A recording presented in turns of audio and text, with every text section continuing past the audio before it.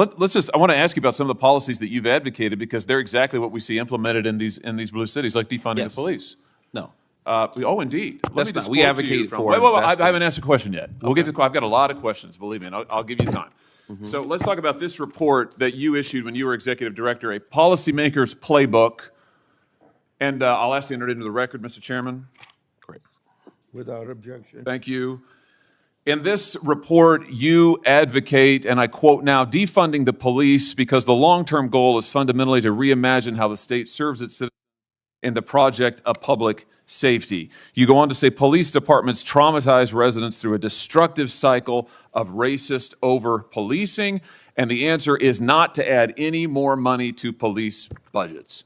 The hearing room was supposed to be calm, but it didn't stay that way for long. Tensions exploded the moment Senator Josh Hawley opened his binder and locked eyes on former Biden advisor Rashad Jackson. What followed was one of the most heated confrontations Capitol Hill has seen in months. Today's video breaks down every shocking exchange, every exposed contradiction, and every moment the room went ice cold as Hawley cornered the witness with his own report. Senator Josh Hawley emerged as the strongest voice in the room, challenging every contradiction with precision and confidence. He refused to let political spin cloud the facts, insisting on clarity and honesty at every turn.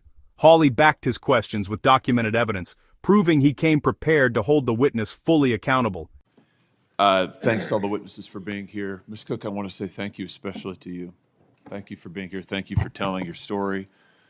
And I'm sorry for what you and your family have had to endure. And it's powerful to have you here today. Thank you very much. I want to talk about some of these policies that have gotten to where we are today. Mr. Jackson, if I could just start with you. You were deputy director in the Biden White House for gun violence and a special assistant to the president. Is that correct? Yes, sir. You're also affiliated with the Community Justice Action Fund. Is that correct? Yes, I'm also a survivor of gun violence. You were their executive director. When was that, the Community Justice Action Fund? 2021 to 2023. And you're affiliated with them now? Yes, as executive advisor. Okay. The Community Justice Action Fund is, do you disclose your donors? Yes. All of the donors are public? Yes. You're funded by the Tides Advocacy Group, among others? They're a fiscal sponsor. This is, right. They that would handle be a our donor. HR. Yeah. This is a George Soros funded group? No. He's one of the donors? No. He's a donor to the Tides Advocacy Group. Yeah, that's our fiscal sponsor. So they handle our HR, our back office, our operations. Great. Okay. Great. So in other words, I mean, we're one of 300 organizations. Right, that they run. You are a subset we of pay them. Pay them to be a fiscal Well, sponsor. you are a subset of that organization, which he helps to fund, right? Okay. All right. Just wanted to get a level set here. So I want to ask you about some of the policies that you've advocated because they're exactly what we see implemented in these blue cities, like defunding the police. No. Oh, indeed. That's not. We advocate for. Wait, I haven't asked a question yet. We'll get to. I've got a lot of questions. Believe me, and I'll give you time. So let's talk about this report that you issued when you were executive director, a policymaker's playbook. And I'll ask you to enter it into the record, Mr. Chairman. Great. Without objection. Thank you.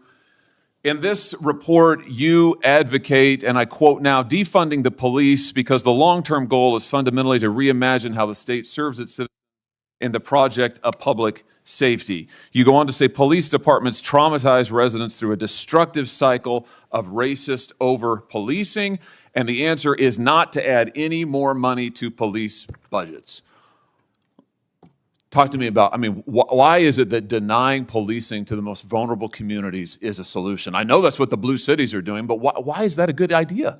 Well, look, I in no way stand with defunding law enforcement. I mean, that's what your report says. Sheriff Mike Sheridan, who taught me how to drive when I was 16 years old. Wait. Your report, when your executive director said you wanted to defund the police, do you renounce this report? Mr. Jackson, do you renounce the report that you authored as executive director? Here it is. You're the second senator to bring up an op-ed or this isn't an op-ed. This is your report, a policymaker's playbook to reduce gun violence without policing communities. Okay. Community Justice Action Fund, copyright 2023, when you were executive director.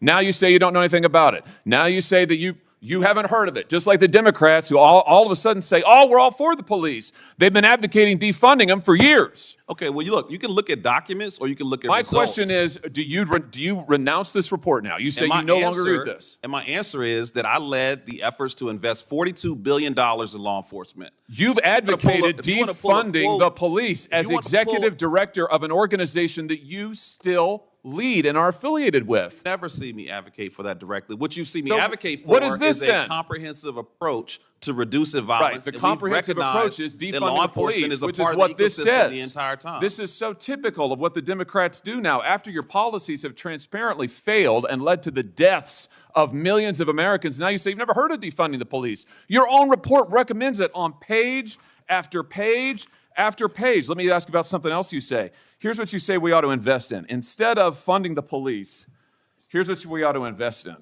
We need to invest in programs that acknowledge the need for safe space initiatives Yes. led by lesbian, gay, bisexual, two-spirit, trans, and gender nonconforming people. What's two-spirit? Well, look, I don't know exactly. You guys are pulling some interesting quotes. This here. is from your If report. if you look at the report, the focus is on investing in violence intervention, outreach workers. What is you victim say? You say that you shouldn't invest in the police, So, but we yeah, ought to so invest these- in so- two-spirit community programs that acknowledge two-spirit Look, we are not going to individuals. discriminate What against. is that? We're not going to discriminate against any nonprofit that What wants is to a help us two-spirit? prevent violence. In What our is community. two-spirit? You say don't fund the police, but do fund programs that create safe spaces for two-spirit people. What is? I just want to know. I don't know what that is. I have no idea what that is. Well, I honestly, I'm not completely aware of the language or the You wrote spirit the of how that was report? written. But what I'm telling you is that what we What is a advocate for. two-spirit individual? I mean, really, this is your policymaker's playbook. You are the witness called by the Democrats on this committee, so I assume you reflect their views. Well, you don't want to fund the police. You want to fund safe spaces for two-spirit individuals.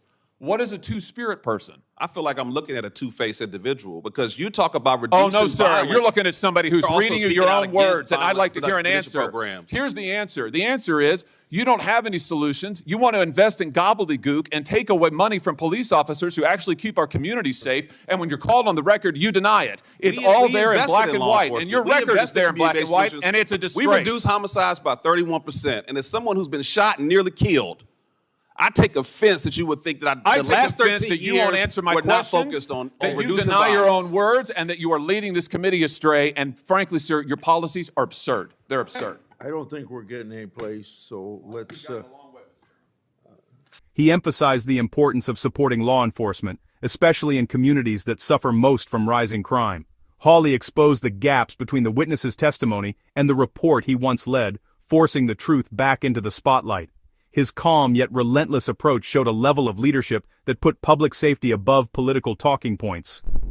By the end of the hearing, Hawley had set a clear standard for transparency, responsibility, and truth. The message was undeniable. Strong oversight and unwavering accountability are essential for keeping Americans safe.